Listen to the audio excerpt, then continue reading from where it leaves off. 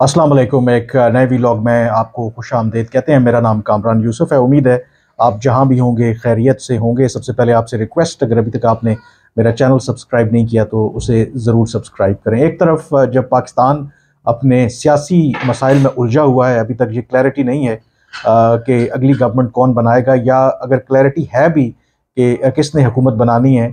सबसे आम सवाल है कि क्या वो जो हुकूमत आएगी उसकी वजह से मुल्क के अंदर सियासी इस्तेहकाम आएगा, मुआशी एतबार से जो चैलेंजेस पाकिस्तान को दरपेश हैं उनको क्या पाकिस्तान टैकल कर सकेगा। तो इस बीच जो अफ़गान तालिबान की तरफ से जो बयानात हैं उनका सिलसिला भी जारी है, क्योंकि आपको पता है कि 35 साल हो गए हैं उसकी जो एनिवर्सरी मनाई जा रही है, जब आखिरी सोवियत जो फ़ौजी था वो अफ़गानिस्तान से उसने विड्रॉ किया था।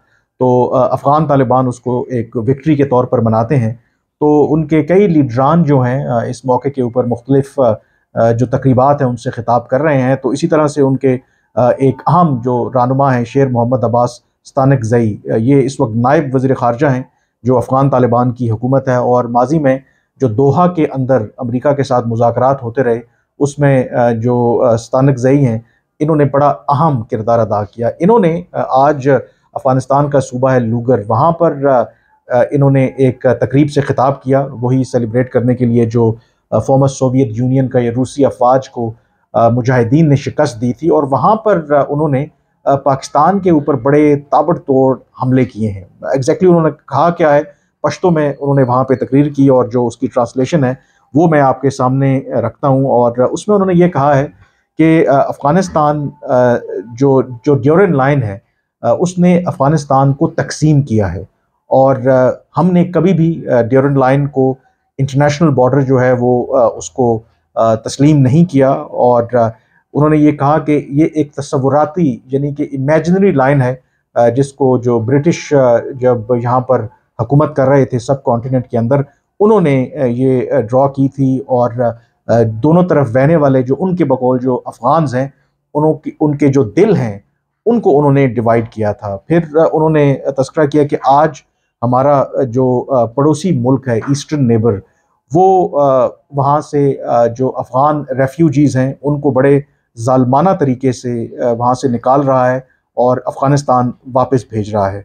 और वो ये कह रहे हैं कि पाकिस्तान को ये शर्म नहीं आती कि वो उन लोगों को मुल्क बदर कर रहे हैं जो इलाका अफ़गानिस्तान का है, यानी कि जो खैबर पख्तूनख्वा का इलाका है उसको वो ये कह रहे हैं कि वो अफ़गानिस्तान का इलाका है। और पाकिस्तान को शर्म नहीं आती कि उस सरजमीन के ऊपर जिस पर अफ़गान्स का हक है वहाँ से लोगों को निकाला जा रहा है। फिर वो जिक्र कर रहे हैं कि कभी भी जो अफ़गान तालिबान की जो हुकूमत है या अफ़गानिस्तान है वो वीज़ा एक्सेप्ट नहीं करेगा। जो दोनों तरफ के कबायली रहते हैं जो डिवाइड हुए थे बिकॉज ऑफ ड्यूरन लाइन, इसको अफ़गान तालिबान की जो हुकूमत है वो कभी भी तस्लीम नहीं करेगी।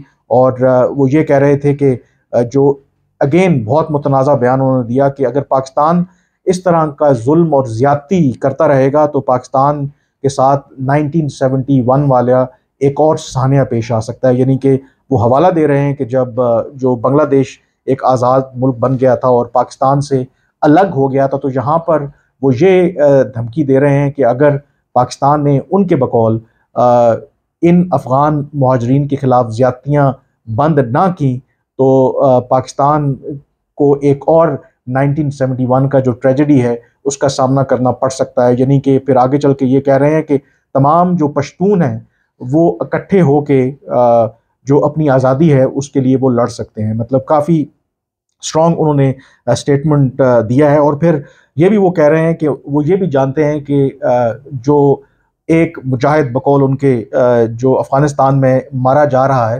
वो गोली कहाँ से आ रही हैं, हम जो कल्प्रिट्स हैं उनको भी जानते हैं और उनको एक दिन जो है वो अकाउंटेबल ठहराएंगे। तो ये जो शेर मोहम्मद अब्बास तानकज़ई हैं उनकी तरफ से ये बयान सामने आया है। और यकीनी तौर पर ये आप कह सकते हैं कि एक सेंटिमेंट जो इस वक्त अफ़गान तालिबान और इवन के जो कॉमन अफ़गान हैं उनके दरमियान भी पाया जाता है। दो के ड्यूरिंग लाइन की जब बात की जाती है तो बाकी दुनिया बड़ी ताकतें हर कोई उसे इंटरनेशनल बॉर्डर जो है वो तकसीम करता है, लेकिन जो अफ़गानिस्तान में जो भी हुकूमतें आई, अशरफ गनी की हो या फिर हामिद कारज़ाई की हो या फिर अफ़गान तालिबान जिनके बारे में कहा जाता था कि वो पाकिस्तान के खैर ख्वाह हैं, वो प्रो पाकिस्तान हैं, एटलीस्ट एक कदर इन तमाम में मुश्तरक है कि ये ड्यूरिंग लाइन को एज अ बॉर्डर नहीं मानते, क्योंकि पाकिस्तान ने जो तहरीक तालिबान पाकिस्तान को पनाह देने के हवाले से जो अफ़गान तालिबान ने इक़दाम लिए, उसके बदले में बहुत सी ऐसी कंसेशन जो माजी में मिलती रही उनको, वो विड्रॉ कर ली थी। और पिछले साल नवंबर में पाकिस्तान ने ना सिर्फ गैर कानूनी तौर पर जो अफ़गान नेशनल पाकिस्तान में मुकीम थे उनको वापस भेजने का सिलसिला शुरू किया, और दूसरा फिर जो सरहदी इलाकों में ख़ास करके चमन के बॉर्डर में और बाकी जो बॉर्डर क्रॉसिंग्स हैं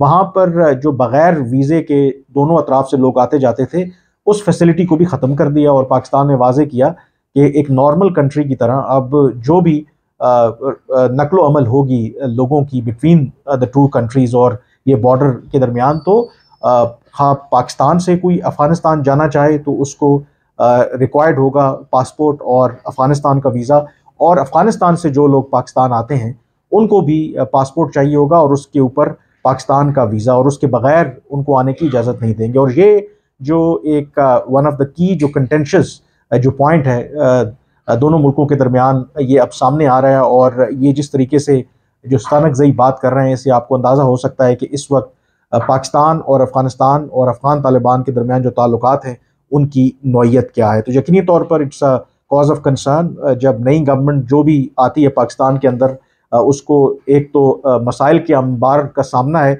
यकीनी तौर पर अफ़गानिस्तान का एक चैलेंज जो है वो भी बहुत अहम चैलेंज है, और देखते हैं कि वो इससे कैसे निपटते हैं। इसी से जुड़ी एक और ख़बर कि इतवार के रोज़ से 2 रोज़ा कॉन्फ्रेंस हो रही है कतर के कैपिटल दोहा में अफ़गानिस्तान के हवाले से। ये यूएन के सेक्रेटरी जनरल ने इस कॉन्फ्रेंस का इनेकाद किया है, और इसमें जो तमाम ममालिक या वो ममालिक जिन्होंने स्पेशल ख़ुसूसी नुमाइंदे अपॉइंट कर रखे हैं ऑन अफ़गानिस्तान, एक तो उनको दावत दी गई है पाकिस्तान की तरफ से, एम्बेसडर आसिफ दुरानी उसमें शिरकत करेंगे, आज दफ्तर ख़ारजा ने उसकी तस्दीक की।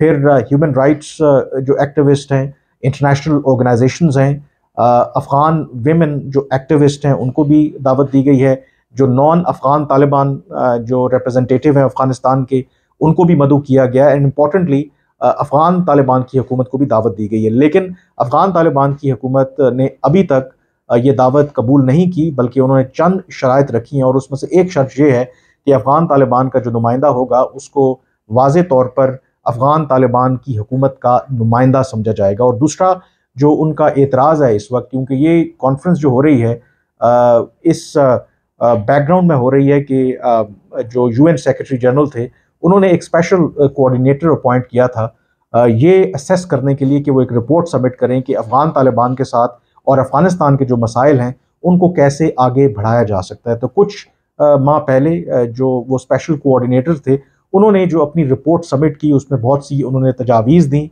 जिसमें एक तजवीज़ ये भी सामने आई कि जो इंटरनेशनल एफर्ट्स हैं उनको बेहतर तौर पर कोऑर्डिनेट करने के लिए यूएन को एक स्पेशल एनवॉय अपॉइंट करना चाहिए ऑन अफ़गानिस्तान।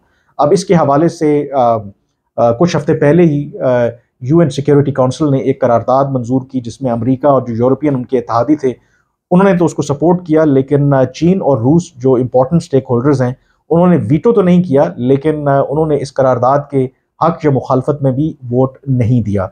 अब जो अफ़गान तालिबान है उनको भी बहुत ज़्यादा एतराज़ है। वो ये कहते हैं कि जो यूएन का स्पेशल एनवॉय है किसी भी मुल्क के हवाले से जब अपॉइंट किया जाता है तो वो उसी सूरत में अपॉइंट किया जाता है जब वहाँ पर किसी मुल्क में एक नुमाइंदा हुकूमत ना हो, या वो मुल्क जो है किसी तनाज़े का शिकार हो, और उस तनाज़े को ख़त्म करने के लिए यूएन जो है इंटरनेशनल एफर्ट्स को लीड करने के लिए इस तरह का जो एनवॉय है वो अपॉइंट करता है। तो इसलिए जो अफ़गान तालिबान है वो इस इक़दाम को रेजिस्ट कर रहे हैं। अब ये जो 2 रोज़ा कॉन्फ्रेंस है इसमें बाकायदा तौर पर इस अहम इशू के ऊपर भी डिस्कस किया जाएगा कि क्या जो स्पेशल एनवॉय है ऑन अफ़गानिस्तान यूएन की तरफ से अपॉइंट होना चाहिए, और एक रोड मैप तय करने की बात हो रही है कि कैसे अफ़गान तालिबान के साथ इंगेजमेंट को बढ़ाया जा सकता है, और किन शराइत के ऊपर अगर कभी अफ़गान तालिबान की हुकूमत को रिकगनाइज़ करना है तो उन्हें किस सूरत में रिकगनाइज़ किया जाए। जो पाकिस्तान के नुमाइंदे शिरकत कर रहे हैं यकीनी तौर पर वो पाकिस्तान का पर्सपेक्टिव इंटरनेशनल कम्यूनिटी के सामने रखेंगे, और एक जो नुक्ता पाकिस्तान ने वाज़े किया है कि यस अफ़गानिस्तान के साथ, अफ़गान तालिबान के साथ इंगेजमेंट होनी चाहिए, लेकिन ये जो इंगेजमेंट है ये विदाउट कंडीशन नहीं होनी चाहिए, उनकी शराइत होनी चाहिए। और ख़ास करके जब तक अफ़गान तालिबान की हुकूमत ये इंश्योर नहीं करती कि वो अपनी सरजमीन से तमाम जो दहशतगर्द ग्रोह हैं, उसमें कलअदम तहरीक तालिबान पाकिस्तान है, अलकायदा है, दाइश है, इनका खात्मा नहीं कर देती, उस वक्त तक अफ़गान तालिबान की हुकूमत को तस्लीम ना किया जाए। तो ये अहम कॉन्फ्रेंस है 2 रोज़ा। देखते हैं कि अब अफ़गान तालिबान की तरफ से जो उनके नुमाइंदे हैं वो शिरकत करते हैं या नहीं शिरकत करते, ये देखने वाली बात है। लेकिन जो भी अपडेट इसके हवाले से होगी, इस कॉन्फ्रेंस में जो अहम डेवलपमेंट्स होंगी, मैं ज़रूर आपको उस हवाले से अपडेट करूँगा। बहरहाल आज के व्लॉग से इतना ही। मुझे इजाज़त दीजिए। अल्लाह हाफ़िज़।